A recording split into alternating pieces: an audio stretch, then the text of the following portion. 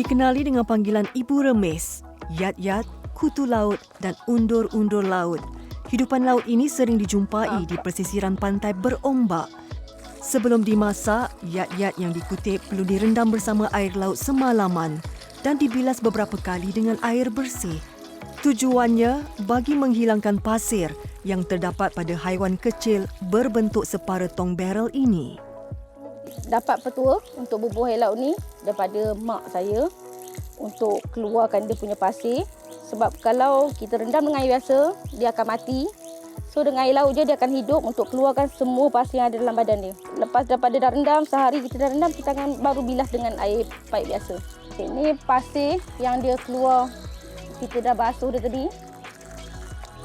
So harap dah tak ada. Inilah, kalau kita nak masak nanti, harap tak ada pasir lah dalam badan dia nanti kalau kita nak makan.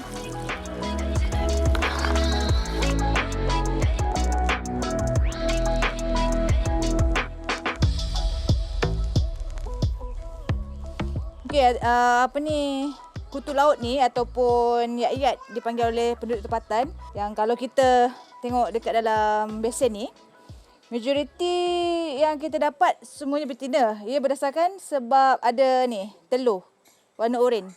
Dalam tahun pertama yat-yat hidup ni dia dah boleh start untuk bertelur lah.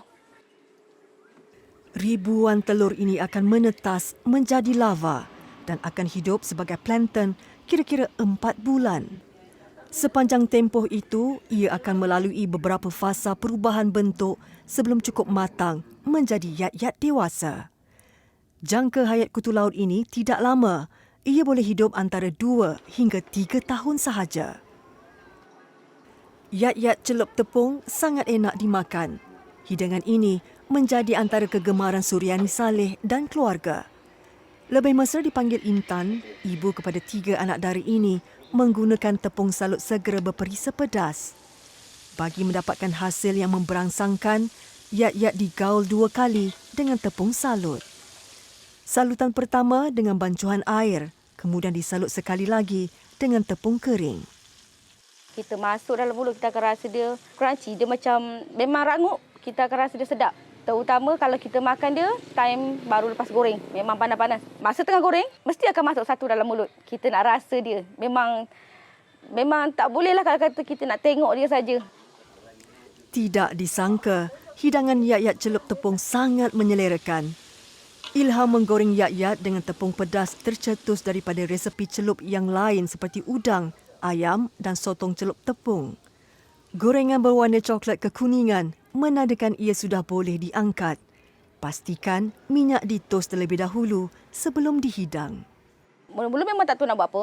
Diorang cuma cakap suruh masak je. Dan saya dapat idea bila tengok bentuk dia tu, cuba untuk buat goreng tepung.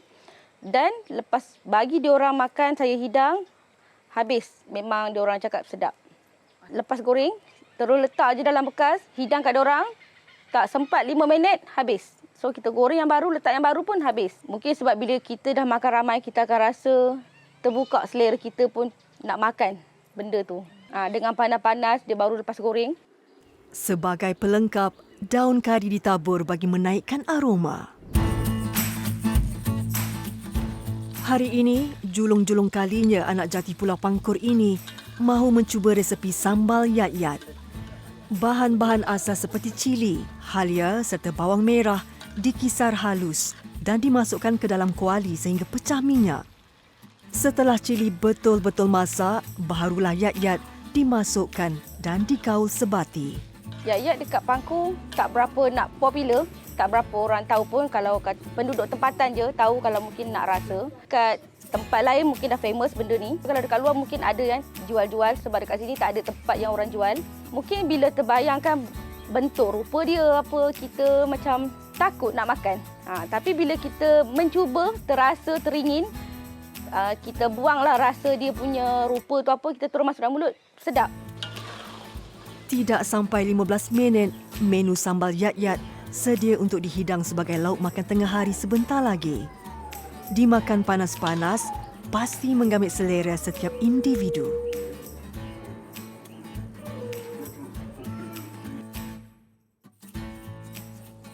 Okey, Okey, ini dah hasil 2 menu hari ni yang dimasak oleh Cik Intan seperti tadi. Okay, yang pertama ni yang ayat goreng tepung.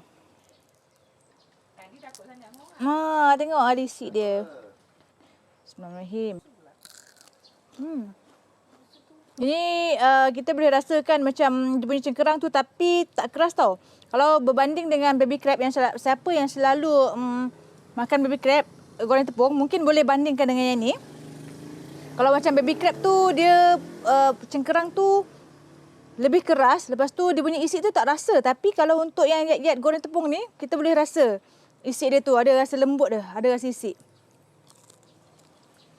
Sementara itu, bagi hidangan sambal, rasanya sukar diungkap kerana ia di antara rasa udang dan ketam. Berbeza dengan celup tepung, rasanya lebih kepada udang. Malah cengkerangnya masih rangup meski tidak digoreng terlebih dahulu. Kesimpulannya, juadah berasaskan yat-yat boleh dipelbagaikan lagi resepinya seperti masak lemak cili padi, goreng kunyit atau dicampur ke dalam masakan lain. Cuba dahulu, baru tahu. Bak kata orang, tak kenal maka tak cinta. Dari segi pemakanan, saya rasa tidak menjadi masalah sebab dia tidak disenaraikan di dalam IUCN sebagai kes yang yang vulnerable ataupun nak extinct ke apa. Kalau memang nak makan ni, tolong masak dahulu sebelum ataupun jangan terfikir nak makan mentah sebab pernahnya ada report yang yat-yat ni adanya juga parasite.